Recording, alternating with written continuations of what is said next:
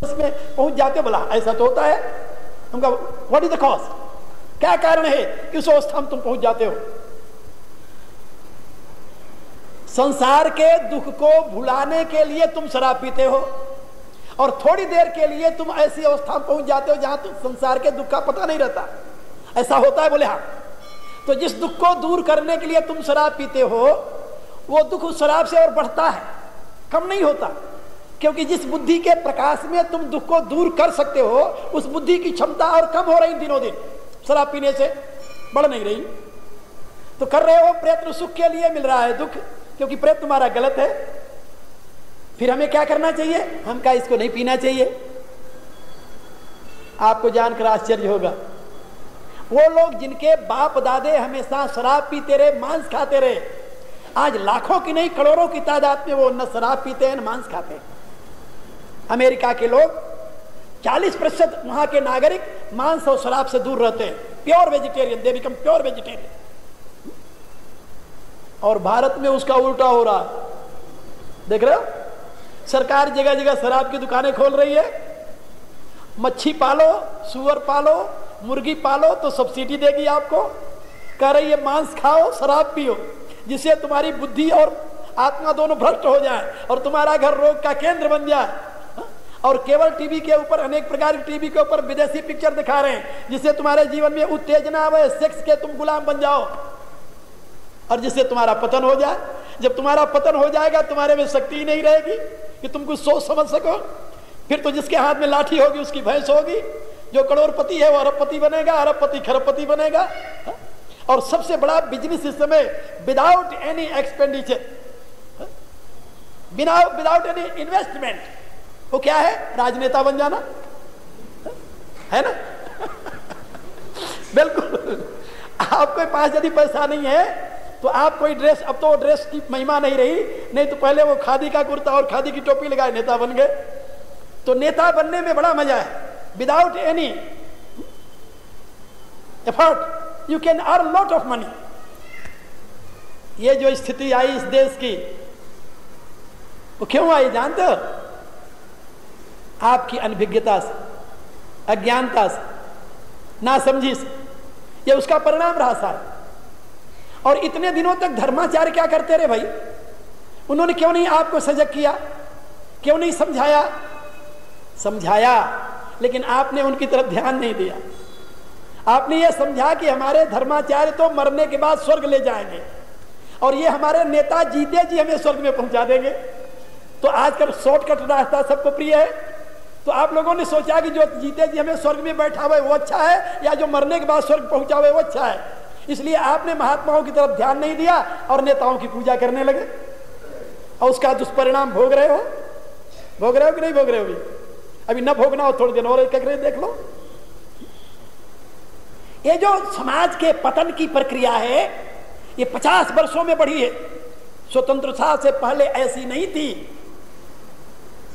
जिन बातों को स्वतंत्रता के पहले हम पाप समझते थे, आज वो बातें फैशन हो गई है। Fashion, this is modernisation and we are thinking this is advancement. आज जो अपने आहार विहार को शुद्ध रखने वाला है वो ऑर्थोडॉक्स कहा जाता है। ऑर्थोडॉक्स, आज ऑर्थोडॉक्स एक गाली बन गया। ऑर्थोडॉक्स माने जानते हो क्या होता है? परंपरावादी, प्राचीन में आस्था रखने वाला। हम तो इस पर गौरव करते हैं कि हम परंपरावादी हैं, हमारे वेद की परंपरा है और वेद से लेकर के अब तक की परंपरा के हम उत्तराधिकारी हैं, हमें गौरव है इस पर। लेकिन लोग इसको गाली समझते हैं। तो मैं आप लोगों को ये बता रहा था कि जिस क्रिया के द्वारा आपको सुख मिलने वाला है, उस क्रिया के विपरीत जिसके द्वारा दुख मिलने वाला है, उस कर्मों में आप प्रवृत्त हो जाते हैं। अब अर्जुन ये पूछ रहा है कि आखिर किसके द्वारा प्रेरित होकर प्रवृत्त होते हैं?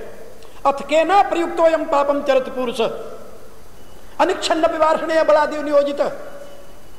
हे प्रभु, आप तो जानते हैं, आप बताइए किसके द्वारा प्रेरित होकर के ये मनुष्य पाप कर्मों में लग जाता है? अनिच्छन्न, अनिच्छन्न माने ना इच्छा रखते हुए, ना चाहते हुए, बलादिव नियोजित, जबरी लगा दिया जाता है उस कर्म में। ये किसके द्वारा प्रेरित होता है? दुर्योधन ने क्या कहा था जानते हो? उसने कहा जानाम्य धर्मम न च मे प्रवृत्ति, जानाम्य धर्मम न च मे निवृत्ति। मैं धर्म को भली प्रकार जानता हूं, क्योंकि जैसे पांडव द्रोणाचार्य के शिष्य हैं, ऐसे मैं भी द्रोणाचार्य का शिष्य हूं।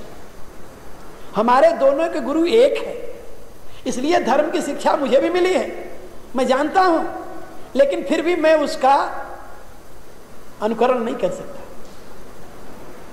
जानामि धर्मम न च मे प्रवृत्ति, जानाम्य धर्मम जानामि अधर्मम न च मे निवृत्ति। मैं अधर्म को भी जानता हूं, लेकिन उससे मैं हट नहीं सकता। क्यों नहीं हट सकता? वो कहता केनापि देवेन हृदय स्थितेन यथा नियुक्तोस्मि तथा करोमि। कहता मैं क्या करूं? कोई एक दैवी शक्ति मेरे हृदय में बैठी हुई है, जैसे मुझसे कराती वैसे मैं कर देता हूं। आप भी यही कह करके मुक्त हो सकते हैं। लेकिन क्या यह कह देने मात्र से दुर्योधन विनाश से बच सका? नहीं बचा। फिर केवल यह कह देने मात्र से यदि विनाश से दुर्योधन बच गया होता तो आपके लिए एक बहुत अच्छी ढाल बन जाती कि अज्ञानता में, अनभिज्ञता में दुर्योधन ने पाप किया था, वो बच गया। हमारे से भी पाप अनभिज्ञता में हो रहा, हम ही बच जाएंगे।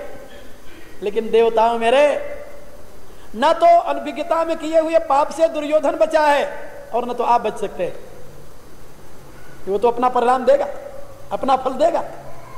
इसलिए याद रखो, अर्जुन का जो ये प्रश्न है, ये आपके अंतर का प्रश्न है, इसकी तलाश करो। अथ केन प्रयुक्तो अयम पापम चरति पुरुष, अयम पुरुष केन प्रयुक्तेन पापम चरति, किसके द्वारा प्रयुक्त होकर के पाप में प्रवृत्त हो जाता है, पाप का आचरण करने लगता है।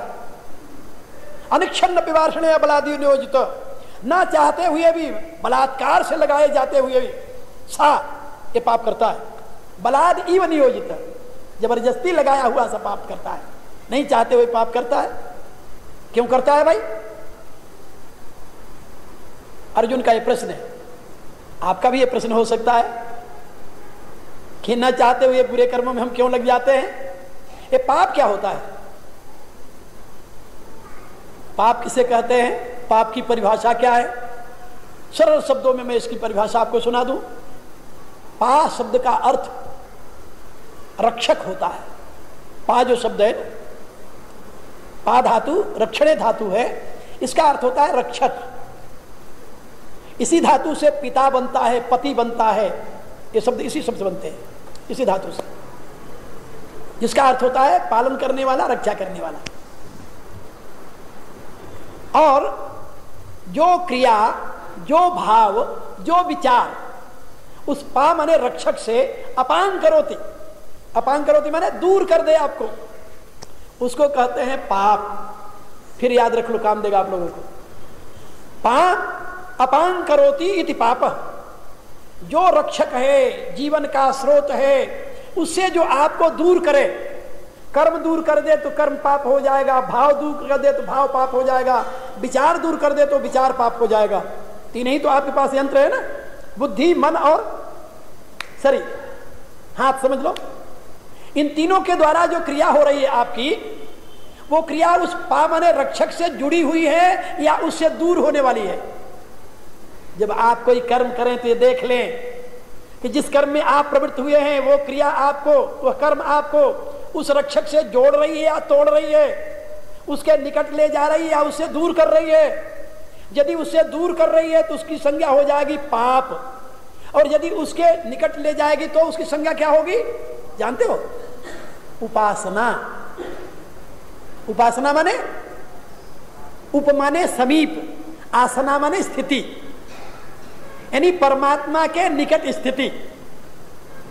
कर्म आपकी, आपकी क्रिया, आपका कर्म, ये उपासना में परिणित हो सकता है। उपासना ने परमात्मा के निकट ले जाने वाला हो सकता है, और यही आपको परमात्मा से दूर करने वाला हो सकता है। सबका रक्षक कौन है? पा माने परमात्मा। इसीलिए जो परमात्मा को नहीं मानते उनको क्या कहते हैं? पाखंडी। सुना होगा ना, पाखंड। पाखंड माने, पा माने रक्षक का खंडन करने वाला, परमात्मा का खंडन करने वाला, परमात्मा में विश्वास न करने वाला, उसको पाखंडी कहते हैं। तो ये पाप जो है, जो क्रिया आपको परमात्मा से दूर करती है, रक्षक से दूर करती है, वह पाप में क्रिया है। और उस क्रिया का परिणाम दुख होता है, सुख नहीं होता कभी, क्योंकि भूमा एवं सुखम न अल्पम। परमात्मा से दूर होने पर दुख क्यों मिलता है, इसका भी कारण सुन लो मेरे से। परमात्मा कौन है, कहा भूमा। और परमात्मा से दूर जब होते हैं तो कहां बनते हैं, सीमा में। भूमा एवं सुखम न अल्पम, बात समझे, वेद की घोषणा है। आप सुखी कब होते हैं, जब आपके अगल बगल कोई सीमा नहीं होती, तब आप सुख का अनुभव करते हैं। जब एक सीमा टूटती है तो आप सुखी होते हैं, और जो आगे सीमा दिखाई देती है तो आप दुखी हो जाते हैं। जब आप लिमिटेशन में आते हैं तो दुखी होते हैं, और जब अनलिमिटेड में होते हैं तो सुखी होते हैं। एक विद्यार्थी जब अपनी कक्षा को पास करता है तो खुशियां मनाता है, मिठाई बांटता है। वही नहीं, उसके माँ बाप भी मिठाई बांटते, मेरा बच्चा पास हो गया। और वो खुशी कब तक रहती है उसकी, जानते हो, जब तक कि अगले साल की परीक्षा सामने नहीं आई। और जहां परीक्षा सामने आई वहां सारी खुशी रफू चक्कर हो जाती है, और फिर रोने बैठ जाता है कि हे भगवान, हे परमात्मा, आगे की परीक्षा पास करा दो मुझे। इसी रूप से जब भी आप सीमा में बंधते हैं तो आप दुखी होते हैं, सीमा से मुक्त होते हैं तो आप सुखी होते हैं। परमात्मा में जब अपने आप को जोड़ते हैं तो आप अनंत से युक्त होते हैं। सत्यम ज्ञानम अनंतम ब्रह्म, वेद कहता है कि परमात्मा जो है वो सत्य और ज्ञान और अनंत है। जो अनंत है वही परमात्मा है, जो शांत है, सीमित है, वो परमात्मा नहीं है, ये भी याद रखो। एक बार की बात है, राजस्थान में एक स्थान है उदयपुर, वहां एक मंदिर में मैं ठहरा हुआ था, बैठा था मंदिर में। एक सज्जन आए, राधा कृष्ण का मंदिर है, उसमें खड़े होकर के पहले कान पकड़ा, उठे बैठे, फिर प्रणाम किया, फिर कान पकड़ा, फिर उठे बैठे, फिर प्रणाम किया। मैं देखता रहा, जब जाने लगे वो, मैंने उनको बुलाया। हम कहा कि भाई ये जो प्रक्रिया है तूने की है, ये हमारे सनातन धर्म में तो है नहीं, इस्लाम में तो उठने बैठने की प्रक्रिया है, ये तुम कान पकड़ के उठ बैठ क्यों रहे हो, क्या बात है। वो कहता है, स्वामी जी मैं एक बिजनेसमैन हूँ, दुकान पर जानते हो पाप करता हूँ, अनेकों प्रकार के झूठ बोलता हूँ, यहाँ आकर भगवान के सामने माफी मांग रहा हूँ, क्षमा करो। हम कहा तुम क्या समझते हो कि भगवान इसी मंदिर के ताला के अंदर बंद है? मुसलमानों का तो खुदाबंद ताला है और तुम्हारा तालाबंद खुदा है? क्या राय तुम्हारी? तुम अपने खुदा को ताला में क्यों बंद कर रखे हो भले आदमी? जिस व्यक्ति के साथ बेईमानी करते हो उसके अंदर परमात्मा नहीं है। गीता क्या सीख देती है, वेद क्या सीख देता है, रामायण क्या सिखाता है तुम्हें, तुम्हारा धर्मशास्त्र तुम्हें क्या सिखाता है कि तुम्हारा परमात्मा इस ताला के अंदर बंद है? धिक्कार है ऐसी आस्था को, ये अशास्त्रीय व्यवस्था है। हमने प्रतिमा की प्रतिष्ठा की थी भगवान के ध्यान के लिए। उसकी प्रतिष्ठा किस लिए की थी? भगवान का ध्यान करने के लिए।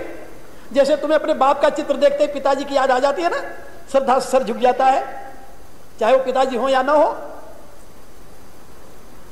तुम्हारा लड़का तुम्हारे से बहुत दूर गया, उसका चित्र तुम्हारे हाथ में आया, वात्सल उमड़ पड़ा, मां के आंखों से आंसू बहने लगे उस बच्चे को याद करके।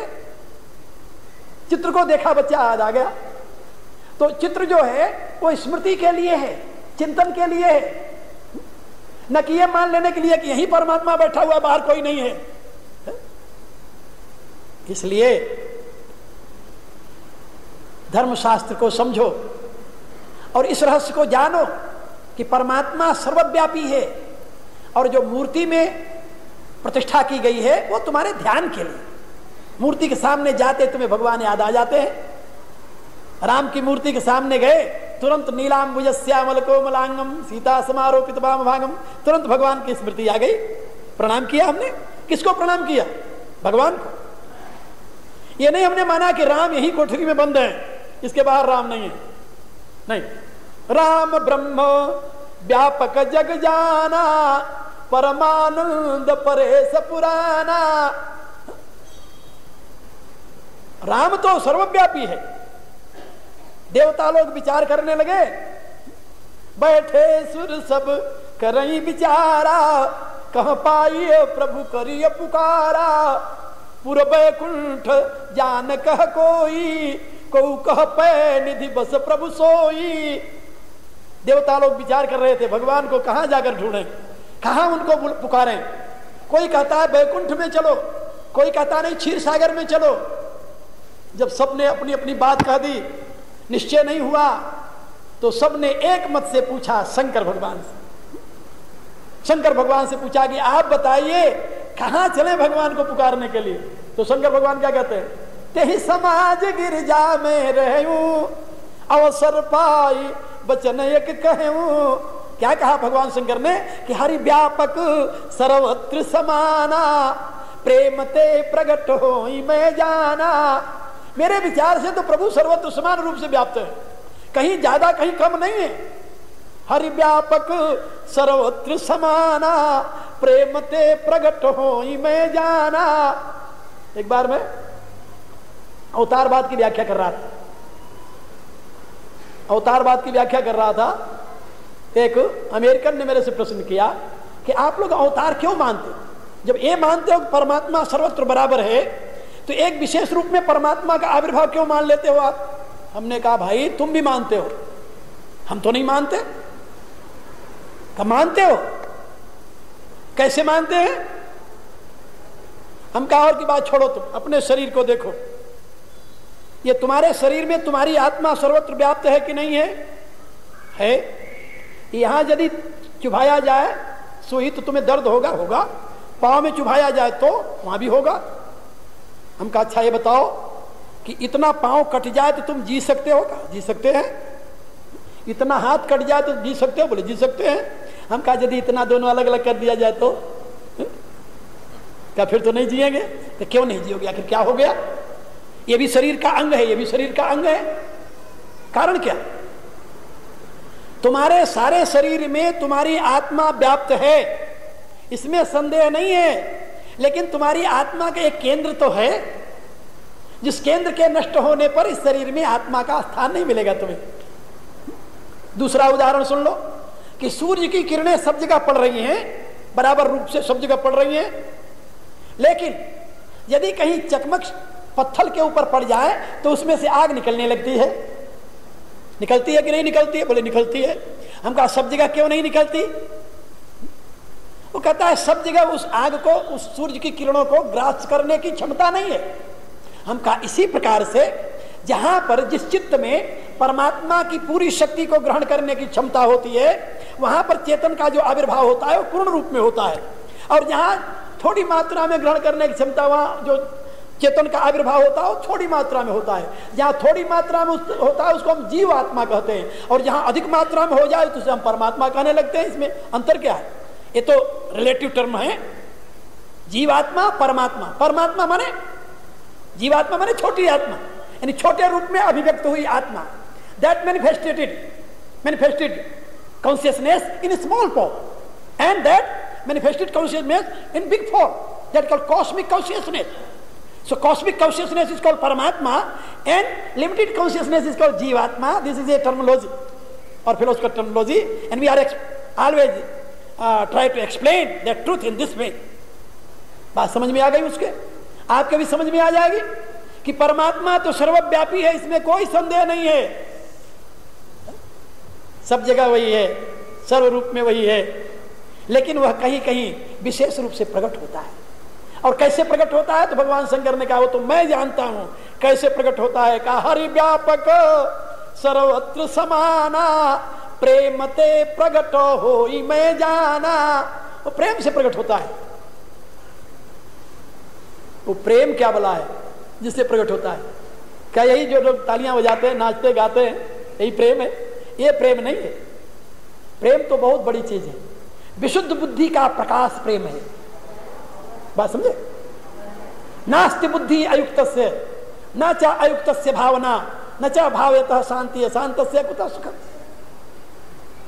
प्रेम इतना सस्ता नहीं है, इतना सीधा सरल नहीं है, इतना इजी नहीं है कि तुम अपने आप में ग्रहण कर लो उसे। इसलिए याद रखो, इसका अनुसंधान करो पहले कि न चाहते हुए तुम अपने उस परम रक्षक से दूर क्यों होते हो, पाप में प्रवृत्त क्यों होते हो। क्योंकि सुख चाहते हो, सुख अनंत में है, भूमा में है, और भूमा परमात्मा है, सीमा जीवात्मा है, सीमा में सुख नहीं है। जब तक ये सीमा भूमा के साथ जुड़ नहीं जाए तब तक इसे सुख की प्राप्ति नहीं होगी। तो सुख की चाह लेकर दुख में, कर्मों में क्यों प्रवृत्त हो जाते हो? इसमें क्या हेतु होता है? गीता, रामायण, उपनिषद, वेद, शास्त्र ये सब तुम्हें सीख दे रहे, लेकिन इसको समझने की चेष्टा तो तुम करो। तो क्यों हम पाप में प्रवृत्त हो जाते हैं?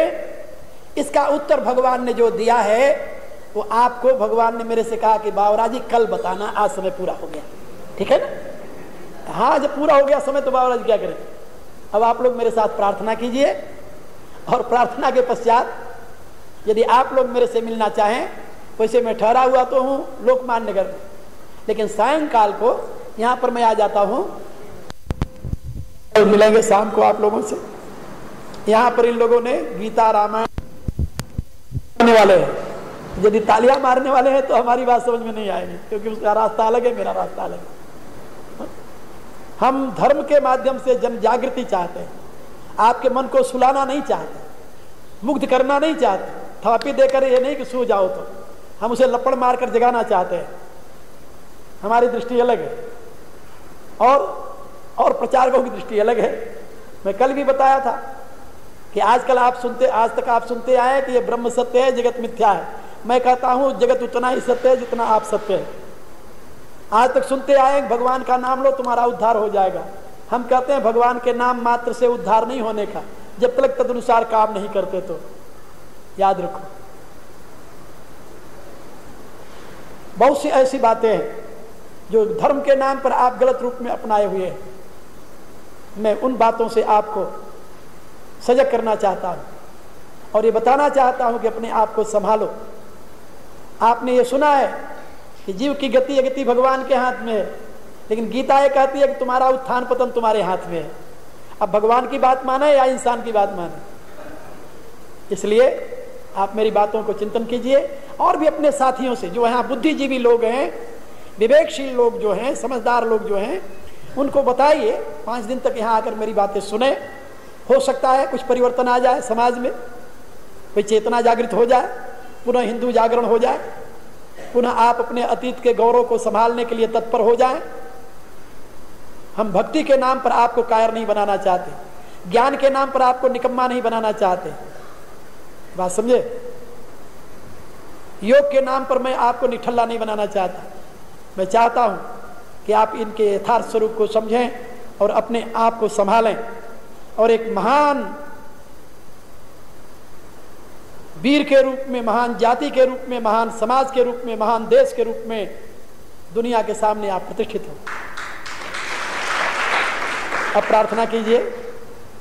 सर्वे भवन्तु सुखिनः, सर्वे भवन्तु सुखिनः, सर्वे सन्तु निरामयाः, सर्वे सन्तु निरामयाः, सर्वे भद्राणि पश्यन्तु, सर्वे भद्राणि पश्यन्तु, मा कश्चित् दुःखभाग् भवेत्, मा कश्चित् दुःखभाग् भवेत्। ओम पूर्णमदः ओम पूर्णमदः पूर्णमिदं पूर्णात् पूर्णमुदच्यते, पूर्णात् पूर्णमुदच्यते, पूर्णस्य पूर्णमादाय पूर्णस्य पूर्णमादाय पूर्णमेवावशिष्यते। पूर्णमेवावशिष्यते। ओम शांति शांति।